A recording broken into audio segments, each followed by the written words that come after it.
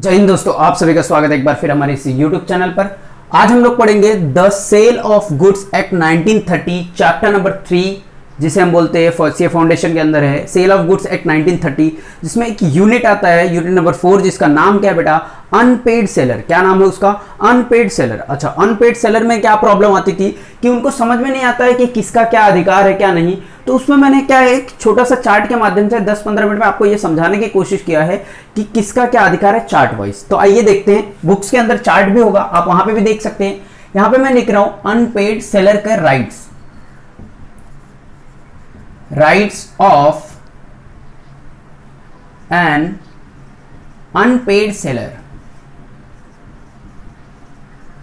Rights of an unpaid seller का जो right है ना बेटा, वो उसमें दो पार्ट हुए, दो बच्चे पैदा हुए। दो बच्चे पैदा मतलब दो राइट है। अगेंस्ट किसके हो सकता है वो बेटा? गुड्स के अगेंस्ट हो सकता है। माल है अपना, तो अपना गुड्स जा रहा है या आ रहा है, जो भी है, गुड्स जा रहा है, गुड्स बेच रहा है, तो उसके अगेंस्ट में उसका अधिकार क्या है, और जिसको दे रहा है उसके अगेंस्ट में मेरा अधिकार क्या है। मैं कौन हूं? सेलर। तो यहां पे देखो, अगेंस्ट क्या लिखूंगा?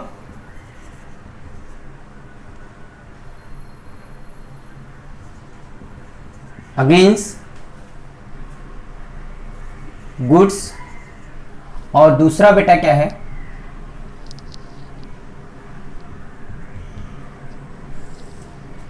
Against buyer. ठीक।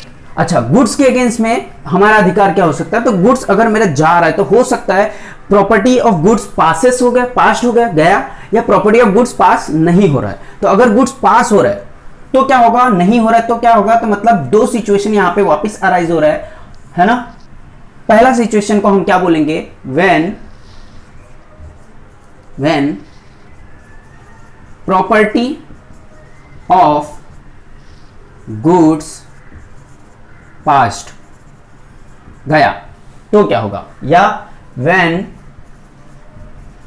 Property of goods not pass नहीं हो रहा तो क्या? अच्छा, पास हो गया तो क्या, नहीं हुआ तो क्या, सवाल आता है। अच्छा, गुड्स अगर पास हो गया, प्रॉपर्टी ऑफ गुड्स पास हो रहा है, तो हम क्या कर रहे हैं? हमारे पास अधिकार 3 है बेटा। अधिकार क्या है? कितना है? 3। हमने उसके ऊपर लीन मार्क कर दिया। लीन मार्क आप समझते हैं, लीन लगा देते कि आप उसको क्या कर सकते हैं, बेच नहीं सकते, कुछ नहीं कर सकते, उस पर अधिकार मेरा है। मैं कौन हूं? सेलर। आप बायर, आपका कोई अधिकार नहीं रहा। तो हम क्या कर सकते हैं कि लीन मार्क कर सकते हैं व्हेन प्रॉपर्टी ऑफ गुड्स पास। ठीक है।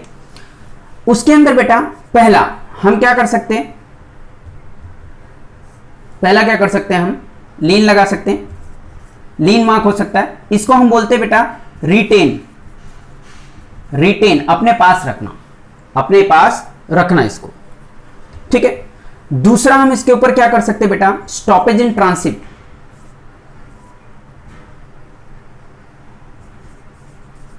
स्टॉपेज इन ट्रांसिट, उसको रास्ते में रोक सकते हैं।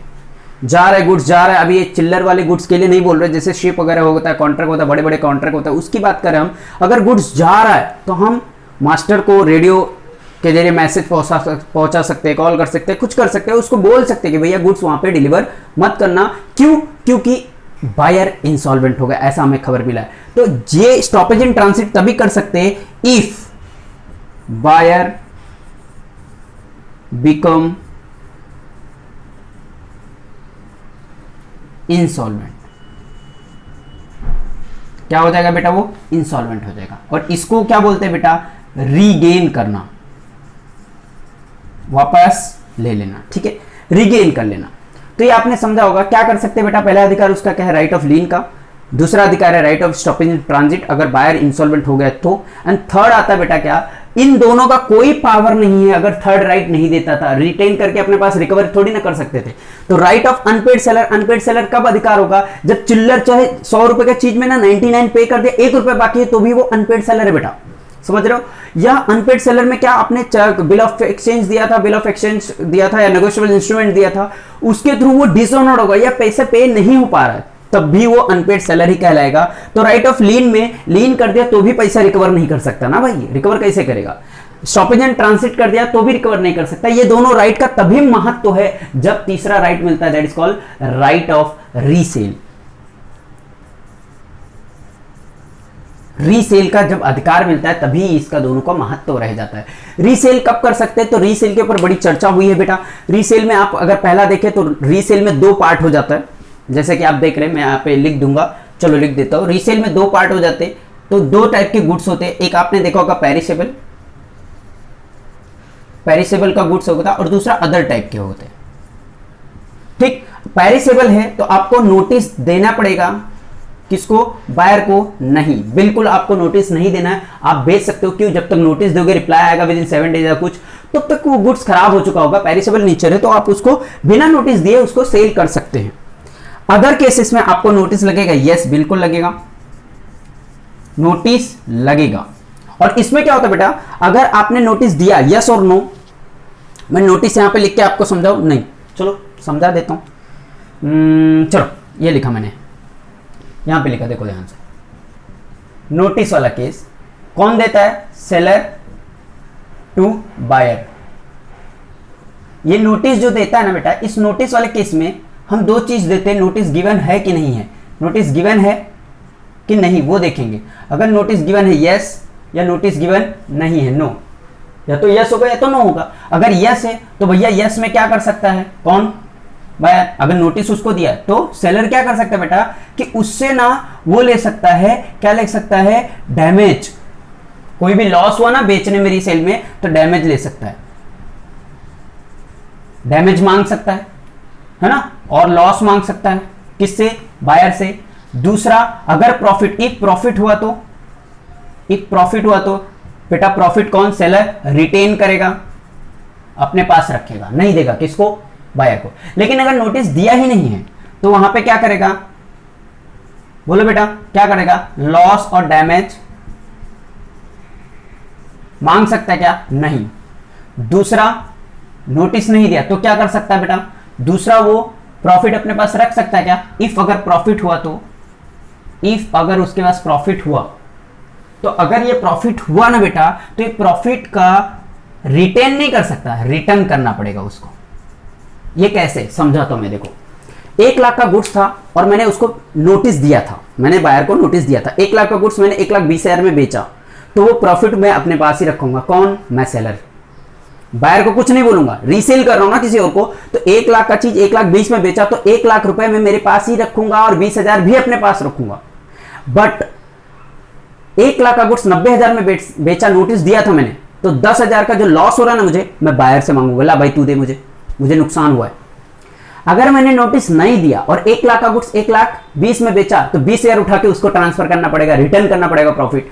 अगर मैंने 20,000, 1 लाख का गुड्स 90,000 में बेचा, तो मैं उससे डैमेज नहीं मांग सकता, भैया नुकसान हुआ, क्योंकि डैमेज भी उसी का है, हमें नुकसान हुआ ना, हम जाने, ठीक है। लॉस के लिए वो जिम्मेदार नहीं है, प्रॉफिट के लिए जिम्मेदार है, अगर आपने नोटिस उसको नहीं दिया है तो। अगर आपने नोटिस दिया है तो वो लॉस के लिए जिम्मेदार है, प्रॉफिट के लिए नहीं, याद रखना ये चीज, ठीक है। तो ये यहां का नोटिस का जो पार्ट है मैंने वहां पे समझाया, ठीक है, ठीक है बेटा, इतना समझा। अब आते हैं हम, बात किस पे आती है, when property of goods not pass. अगर प्रॉपर्टी ऑफ गुड्स पास नहीं होता तो ये भैया ये जो राइट है ना, ये इसको है सेम, ये सेम राइट है, सेम राइट इसमें भी है, बस इसमें एक एक्स्ट्रा क्या है, एक एक्स्ट्रा चीज क्या है, एडिशन।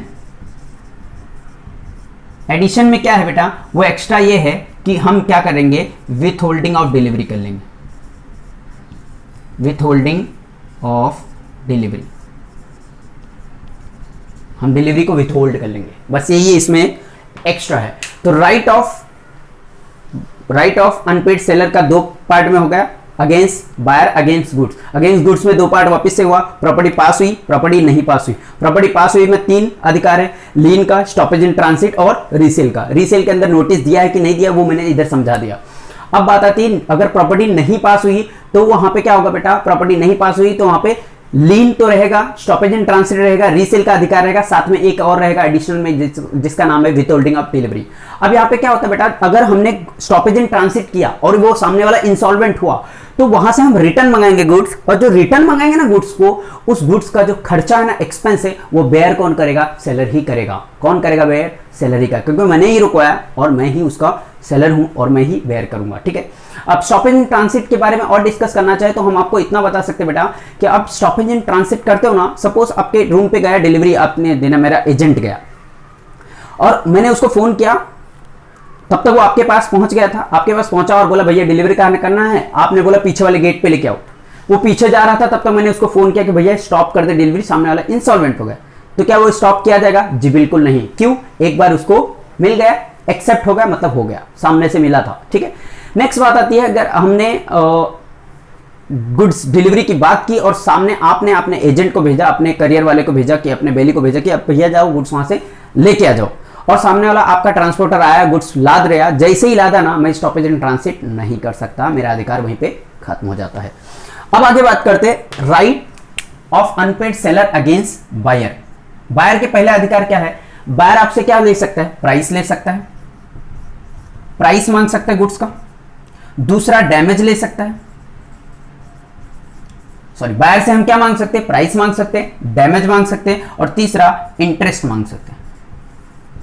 ठीक बेटा, अब इसमें क्या होता है भाई कि प्राइस हम कैसे मांगेंगे? सपोज सामने वाला अनपेड हूं, मैं अनपेड हूं, पैसा मांगूंगा पहले, पैसा नहीं देगा तो, पैसा नहीं दोगे तो हम देखेंगे कि हम अगर रीसेल कहीं पे कर रहे हैं तो कुछ डैमेज वगैरह हो रहा है तो डैमेज मांग लेंगे, लॉस मांग लेंगे। ठीक है, अब इंटरेस्ट क्या होता है? देखो ध्यान से सुनो, आपको मैंने बोला कि 10,000 का गुड्स, हम आपके साथ कॉन्ट्रैक्ट किया, 10,000 का गुड्स था, और आपको बोला आप अपना गुड्स लेके जाइए। आप क्या बोल रहे हो कि ठीक है शाम तक आते हैं। 2 दिन बीत गया, आप आए नहीं, 2 दिन बीत गया, आप आए नहीं, और आपका 10 गोनी कोई सामान भर के रखा था मैं आपके लिए और सेफ कस्टडी में रखा था। 2 दिन बीत गया, आप आए नहीं। तीसरे दिन मैंने क्या किया कि उसको, मेरे दुकान में जगह नहीं था, मैंने दूसरे दुकान भाड़े पे लेके और उसमें रखवा दिया। सामने वाले ने 1,000 रुपये मांगा, मैंने उसको 1,000 रुपये भाड़ा देके मैं बोला इसको 2-4-10 दिन रख भाई, सामने वाला मेरा आएगा और लेके जाएगा। अब तुम आते हो 10 दिन बाद, 10 दिन बाद आते हो और बोलते हो कि ये लो अपना 10,000 रुपये, मेरा गोनी दे दो 10। अब मैंने 10,000 रुपये में मुझे वो सारा गुड्स उसका दे दूंगा? नहीं। क्यों? क्योंकि 1,000 रुपये मैंने क्या भरा? चार्ज भरा, डैमेज, नुकसान, लॉस हुआ मेरा ना, 1,000 रुपये भी मैं उससे ही रिकवर करूंगा, that is called damage, and 10,000 रुपये प्राइस। अब टोटल 11,000 उसको पे करना था। सामने वाले ने मुझे चेक दिया और चेक क्या हो गया, बैंक में डाला या नहीं भी डाला, डाला या नहीं भी डाला, और ऐसा इंस्ट्रक्शन सामने से मिला कि चेक बैंक में मत डालना, या डाला लेकिन बाउंस हो गया, हो सकता है ना। अगर वो बाउंस हो गया बेटा तो वहां पे प्रॉब्लम आती है। क्या प्रॉब्लम आती है आप बता सकते हो? कि सामने वाले को पैसा नहीं मिलेगा और वो फिर बोलेगा कि सैलरी मेरी 1 तारीख को आएगी, हम तुम्हें पैसा देंगे। और मान लो 1 तारीख को आप सैलरी देने वाले हैं, और जो भी आपका ऊपर का पार्ट है ना बेटा, उसके ऊपर आप तुम क्या लगाना? इंटरेस्ट लगा लेना। ऐसा सामने वाले ने, किसने बोला? बायर ने सेलर को बोला कि 20 दिन बाद हमने आपको पैसा वापस दूंगा, टेंशन मत लो, लेकिन जो 20 दिन का आपका इंटरेस्ट होगा वो इंटरेस्ट लगा लेना। सेलर ने बोला ओके कोई बात नहीं। अब सेलर 20 दिन बाद जब वो पैसा देने आया तो 10,000 के ऊपर इंटरेस्ट भरेगा कि 11,000 के ऊपर? आंसर इज 10,000 के ऊपर। इंटरेस्ट ऑलवेज ऑन प्राइस पे होगा, ना कि डैमेज पे। तो ये चीज याद रखना बेटा, किसके ऊपर होगा इंटरेस्ट लगेगा? किसके ऊपर? प्राइस के ऊपर। समझा सबको? इतना समझा?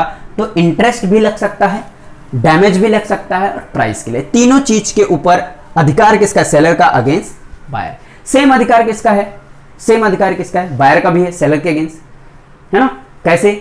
बायर एडवांस दिया रहेगा और वो किसी और को बेच दिया तो अपना प्राइस मांग सकता है, कुछ नुकसान हो डैमेज वो मांग सकता है, और इंटरेस्ट वगैरह भी मांग सकता है। कौन? बायर भी सेलर से। ठीक है, तो ये सेम अधिकार इसका भी है। अब हम बात करते हैं, अगर हम 2 मिनट और देख ले इसके अंदर, तो इसके अंदर आपने ये नोटिस किया होगा, अगर मान लो ऑक्शन सेल है, लॉट में ऐसा ऐसा रखा है, तो हर लॉट के लिए सेपरेट प्राइस होती है, हर लॉट के लिए सेपरेट बिड होगा, सेपरेट कॉन्ट्रैक्ट होगा, सेपरेट प्राइस होगा। ये चीज याद रखना। दूसरी एक होता है रिजर्व प्राइस करना होता है, रिजर्व प्राइस उसके अंदर आता है। तो ऑक्शन सेल के अंदर रिजर्व प्राइस मींस क्या होता है बेटा?